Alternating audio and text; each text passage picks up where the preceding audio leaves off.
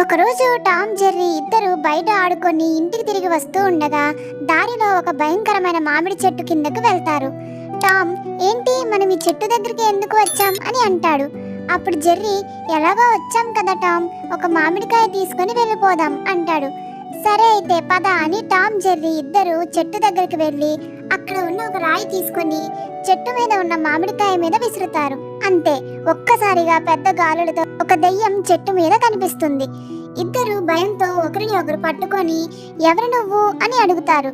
అప్పుడు ఆ దెయ్యం, మీరు ఇప్పుడు ఇక్కడ నుంచి బయటపడాలి అంటే నేను అడిగే పొడుపు కథకి జవాబు చెప్పాలి, అంతవరకు మీరు ఎక్కడికి వెళ్ళలేరు అంటుంది. టామ్ జెర్రీ, సరే అయితే అడుగు అని అంటారు. అప్పుడు ఆ దెయ్యం ఇలా అడుగుతుంది, నాకు చేతులు ఉండవు, కాళ్ళు ఉండవు, కానీ పరుగులు తీస్తాను, ఎవరు నేను? అయితే ఇద్దరు బాగా ఆలోచిస్తారు, కానీ జవాబు చెప్పలేదు. సరే అయితే ఇంకో చివరి అవకాశం ఇస్తాను మీకు అని దెయ్యం అంటుంది.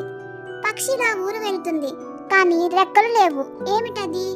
టామ్ జెర్రీ ఇద్దరు సమాధానం చెప్పలేదు. ఇంకా చేసేది ఏమీ లేక పారిపోవాలి అని పరుగు పెడతారు, కానీ ఆ దెయ్యం ఇద్దరిని పట్టేసుకుంటుంది. ఇప్పుడు టామ్ జెర్రీని ఆ దెయ్యం విడిచిపెట్టాలి అంటే మీరు ఆ పొడుపు కథలకు జవాబు కామెంట్స్ లో చెప్పండి. Please do like, share, subscribe and comment.